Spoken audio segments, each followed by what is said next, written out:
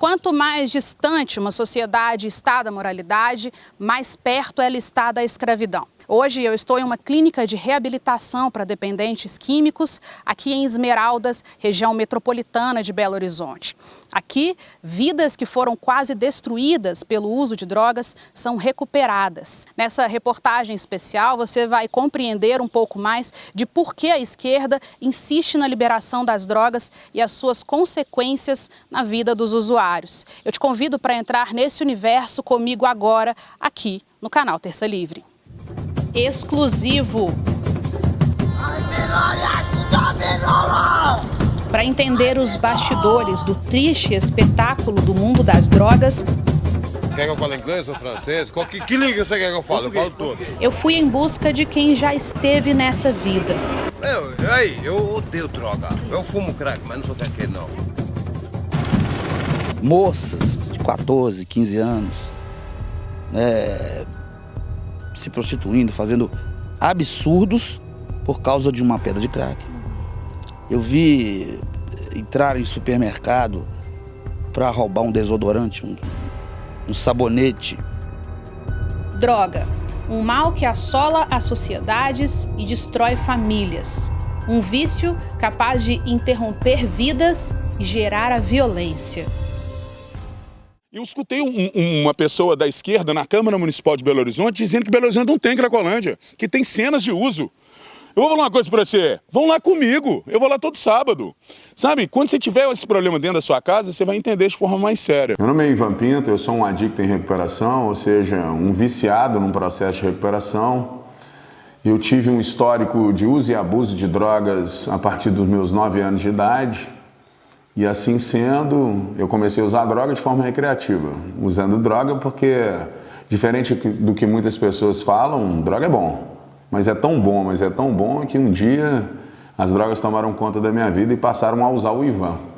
Como eu passei vários processos de internação, e muitos deles processos muito complicados, eu resolvi dedicar a minha vida às pessoas que também desenvolvem esse tipo de transtorno. Os dependentes químicos, as pessoas que perderam o controle da vida para poder usar álcool e drogas.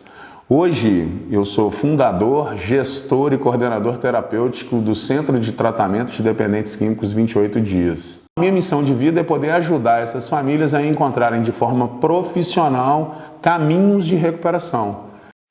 Se não soubermos de onde estão vindo os ataques do inimigo, como poderemos nos proteger dele? Os valores e princípios que sustentam o Ocidente estão sendo destruídos pouco a pouco por uma sofisticada máquina de engenharia social globalista. Traficantes e usuários de drogas são parte dessa engrenagem destrutiva. A dependência química é o principal problema de saúde e segurança pública desse país. Nós não estamos lidando com qualquer coisa não, é uma doença que vai te matar na rua. Um viciado, para você que está do outro lado entender, quando ele quer fumar uma pedra e a cabeça dele fala pedra, pedra, pedra, pedra, ele vai te matar por causa de R$5. Ele vai te dar um tiro na rua. E aí quando o seu filho morrer, quando a sua mãe morrer, quando o seu pai morrer, você vai saber do que eu estou dizendo. Calma, deixa eu calma aí, rapaz. Não tem nada aqui. Bora, pô! Porra, pega aqui. Rapaz. Peraí, rapaz, porra, calma aí, cara. Desde os anos 50, 60, você circula na esquerda a teoria de que a criminalidade é um forte elemento revolucionário e de que deve ser incentivado. Isso aí está nas obras de Herbert Marcuse, meu Deus do céu. O cara diz isto. Você tem que incentivar a criminalidade, a putaria, as drogas, etc, etc. Porque no tempo de Karl Marx dizia que a força revolucionária é o proletariado. Aos poucos eles foram mudando e falaram, não, a força revolucionária são os bandidos, as putas, os drogados.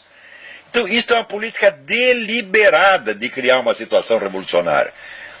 Agora, se o pessoal não entender que está sendo vítima de um plano, tá certo?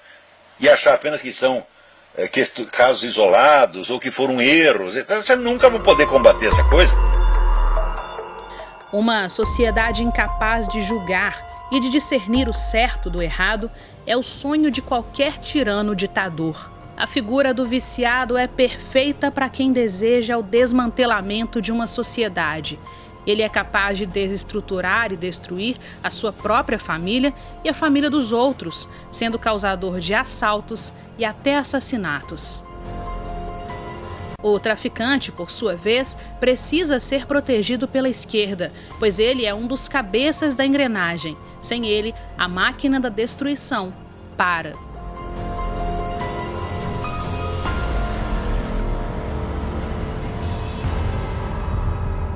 Sabe, né, nós hoje em dia vemos a esquerda, principalmente, romantizando o uso da maconha. Porque, na verdade, sou um monte de maconheiro e eu não tenho o menor problema de dizer isso, não. Tem um monte de gente da esquerda que fuma maconha e romantiza isso. Para que a gente possa pressionar o STF a votar a descriminalização de pequeno uso de porte de drogas. Nós não ganhamos nada com esse processo de criminalização das drogas ao longo desses anos todos. E nos ajuda a pressionar por mais democracia e pela descriminalização das drogas. Então o cara tá na faculdade hoje, fumando baseado e achando que tá fazendo o odds, que tá fazendo o maior negócio do planeta, enchendo a cara nas vinhadas e fumando um baseado, entenda, um dia o baseado vai fumar você. A Marcha da Maconha reuniu cerca de 100 mil pessoas, que as drogas não podem mais ser tratadas como um tema tabu. Pela legalização das drogas... O que eu acho e que eu briguei a vida inteira é pela descriminalização da maconha. Isso está claro. Eu, pessoalmente, defendo a legalização da maconha, como o ministro Barroso também defende. A bandeira das drogas é apenas um projétil em meio ao fuzilamento que está sendo promovido diariamente contra as bases da estrutura do Ocidente. O viciado, no auge da sua fissura, é uma arma poderosa de desestruturação social. Eu fui pra rua, fui pra calçada, né, com 2 cobertas, uma mochila com roupas. Quanto tempo que você passou em situação de rua, Jacques? Olha, na realidade eu fiquei uns 7 anos, né? Mas eu tive condições de sair depois e vários fatores, problemas familiares também, e tornei cair na rua de novo, novamente. A minha tese é a seguinte: eu vi muita coisa na rua, muita coisa mesmo. Tem moradores de rua que viu muito mais do que eu, que ficou mais tempo. Mas eu vi pessoas jovens, de 16 anos, moças de 14, 15 anos, né, se prostituindo, fazendo absurdos por causa de uma pedra de crack. Eu vi entrar em supermercado para roubar um desodorante, um sabonete, né, para comprar uma cachaça, até mesmo para troco de droga. E já vi pessoas também vender carro, moto, relógio caro, entregar, toma aí, a troco de 5, 6 pedras de crack. O valor é 1.000, eles te dão 100. Então eu vi muita coisa, vi pessoas morrendo na minha frente por causa da droga. Perdi recentemente aí um colega que estava na rua também, ele foi atropelado, ele foi atravessar a avenida e o ônibus jogou ele do outro lado da pista. Vi um outro que tem as 2 pernas amputadas, também foi atropelado, embriagado. E eu também tive problema de acidente por causa da bebida. Hoje eu tenho uma debilitação, para andar, mobilidade reduzida, já tive em cadeira de roda, passei por um processo terrível. Só não morri porque o Criador não permitiu. Suspeitos de tráfico de drogas da favela Sumaré, na região nordeste de Belo Horizonte, assumiram ponto de drogas dentro da Universidade Federal de Minas Gerais, a UFMG, de acordo com investigações da Polícia Civil. Segundo a corporação, uma quadrilha foi presa, entre eles um ex-aluno de engenharia química que era fornecedor de drogas sintéticas de grande poder alucinógeno. 3 foram presos em flagrante e a droga era vendida dentro do Diretório Acadêmico de Filosofia da UFMG. Para entender melhor o que aconteceu dentro da UFMG, visitei o DENARC da Polícia Civil e conversei com o delegado Rodolfo Tadeu, responsável pela operação que desmantelou o tráfico de drogas na universidade. As investigações não iniciaram para coibir o tráfico dentro da universidade em si. Nós buscamos identificar e qualificar um suspeito, né, através de mandado de busca, verificar se ele tinha drogas em casa, enfim. E através deste indivíduo, que é o Felipe, o vulgo Logaritmo, nós chegamos ao tráfico dentro da Universidade Federal, né, em 2 linhas. Uma, a gente realizou a prisão de indivíduos comercializando drogas dentro do DA, né, Diretório Acadêmico de Filosofia, presos em flagrantes na posse de drogas e tomando aquele espaço como se fosse pertencente ao tráfico. Que isso, irmão? É doce, aí, quando vocês arrumaram? Eles são 25. Uai. Esse aqui é bom, o vereador Golfês. Deixa eu te mostrar. Tem até a fórmula dele aqui, como que ele é feito. Tá até melando.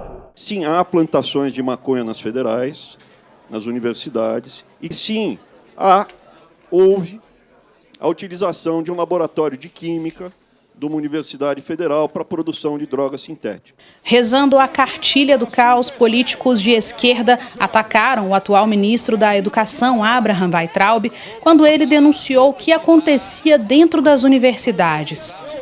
Honestamente, eu vou responder, deputado Freixo. A culpa não é minha, eu só, assim, é um desrespeito tão profundo à educação que eu estou me retirando porque eu tenho mais o que fazer na minha vida que ouvir o ministro falar sobre isso. Para que a gente possa pressionar o STF a votar a descriminalização de pequeno uso de porte de droga. O tráfico, ele prejudica não só a vida do usuário, mas a vida dos familiares, dos traficantes, e tem arrasado a sociedade como um todo, né?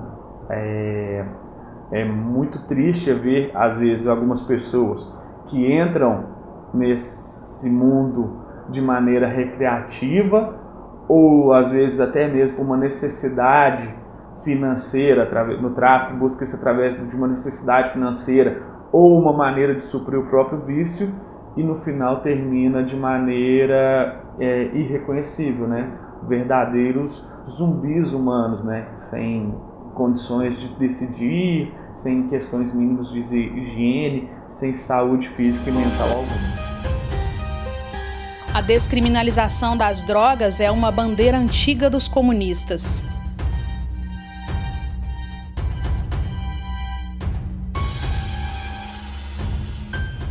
Mas eu sou a favor da liberação e legalização da maconha, aliás, de todas as drogas. De todas? Eu sou. Sabe, né, nós, hoje em dia, vemos a esquerda, principalmente, romantizando o uso da maconha. Porque, na verdade, sou um monte de maconheiro. E eu não tenho o menor problema de dizer isso, não. Tem um monte de gente da esquerda que fuma maconha e romantiza isso. Exatamente. Então, o cara está na faculdade hoje, fumando baseado e achando que está fazendo o odds, que está fazendo o maior negócio do planeta, enchendo a cara nas vinhadas e fumando um baseado, entenda. Um dia o baseado vai fumar você. Se você tiver o problema que eu tenho com a dependência química, e eu também estudei na Federal, eu também estudei na Católica, eu também tenho essa formação, eu me perdi e quase morri, e quase matei a minha família. Então, gente, nós temos que discutir isso de uma maneira mais profunda, mais intensa. E não só com esse viés políticozinho de eu quero isso, quero aquilo. Eu recebo ligações aqui de mãe falando, Ivan, ele está quebrando a minha casa, são 2 horas da manhã, o que eu faço? E aí, quando ele liga para o SAMU não vai lá atender. Porque vê que é problema de dependência química. E o SAMU não está disposto a fazer isso. A Polícia Militar também não vai lá tratar disso. Porque a mãe não quer dar queixa do filho, porque vê o filho como um viciado e não quer prejudicá-lo botando ele na cadeia. E aí a Polícia Militar não pode fazer nada, o SAMU não pode fazer nada. Quem é que vai fazer? Quem é que vai defender essa mãe?